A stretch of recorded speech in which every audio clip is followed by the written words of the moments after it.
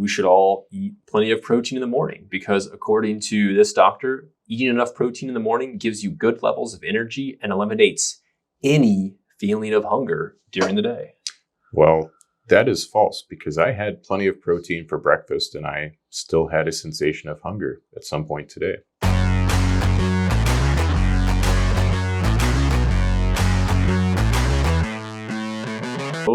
On that note of failing the diet, we should all eat plenty of protein in the morning because according to this doctor, eating enough protein in the morning gives you good levels of energy and eliminates any feeling of hunger during the day. Well, that is false because I had plenty of protein for breakfast and I still had a sensation of hunger at some point today. Yeah. I guess to play devil's advocate, maybe this was hyperbole. Protein is kind of in between fat and carbs in regards to its upregulation of endogenous GLP-1 glucagon-like peptide. And GLP-1 is made by both alpha cells of the pancreas and the gut itself. And it's that gustatory response. So I guess if you like the protein you eat in the morning, you get a bit more. Yeah, and it's interesting. If you look at the high protein whole foods, they are generally more, they have more of a satiety response. So if you look at, for me personally, salmon is a great example of this. Especially being very lean, wild-caught salmon, it's something that is very filling and not particularly calorie dense. If someone went on the salmon diet instead of a carnivore diet, I can't imagine how they would possibly gain weight on that because you'd have to consume a lot. I guess bears manage to do that, but bears also don't get heart disease. Maybe it's the omega-3s. Yeah, that's true. And they don't eat too many vegetables. Sometimes they do. They also have hyperphagia, therapeutic hyperphagia to survive. Yeah, so it's kind of an interesting position. And there are some studies, I believe, casseroles are used in these, where they have a casserole that's made with different percentages of protein. Yep. And when it's baked into a mixed dish like that, the satiety response sort of disappears or is blurred, where you don't know how much protein you're getting, and your satiety response is sort of less likely to be subconsciously triggered. So ultra processed foods that are high in protein, probably not going to have the same satiety response as something that's more of a whole foods type of. Yeah, this is actually one of the huge benefits of a carnivore diet or of a paleo diet or of a Whole30 diet. Mm-hmm. You're using a lot of whole foods, vegetables, fruits, or in the case of the carnivore diet, ideally no processed foods, perhaps organ meat and meat. And that is it. And that is particularly satiating. There's nothing better. I call it pleasure eating.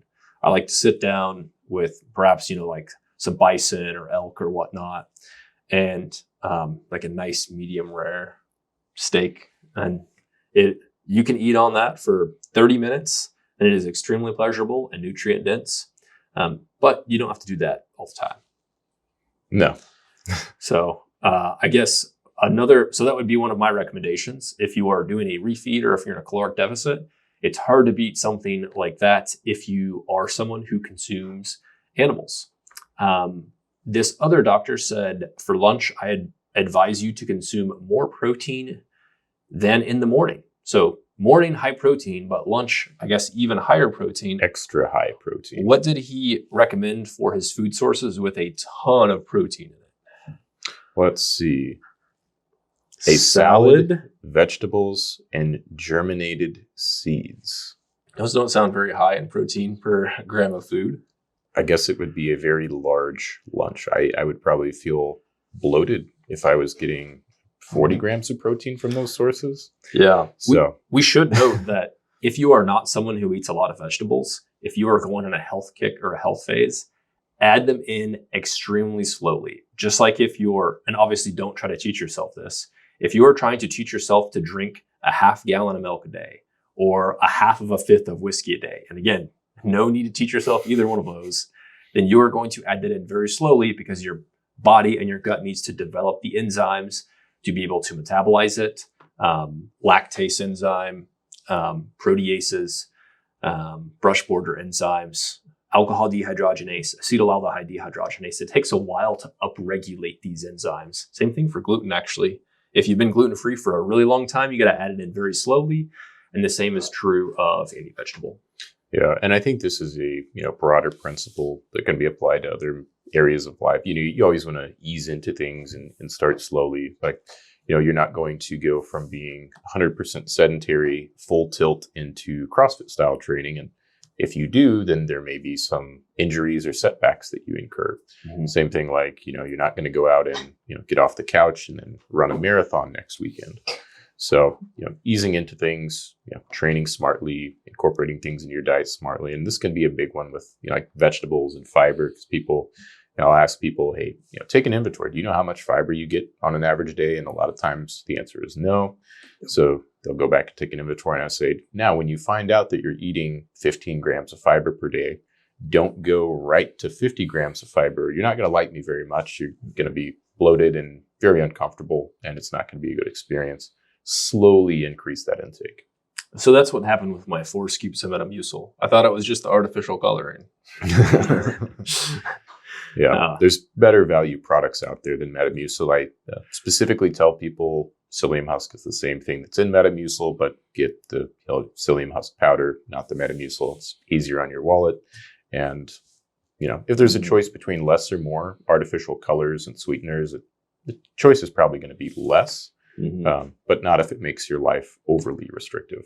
Mm-hmm. Speaking of life being overly restrictive, stay tuned for a deep dive on both the benefits and detriments of functional fitness, including CrossFit. I have, I guess, somewhat secretly, been doing CrossFit style training, not at a CrossFit box, but essentially CrossFit for 6 months now. I have not gotten injured yet, but much more on that as what I consider myself to be a mostly unbiased observer in the space. I know there's a lot of both myths and truths and weaknesses and strengths of CrossFit style training. So there will be multiple podcasts exclusively on that in the future. Yeah, and maybe I will talk specifically about my hybrid powerlifter style training paired with drop sets, which is essentially 2 complete opposite training styles, but going quite well. Sort of the program that I've been doing as of late.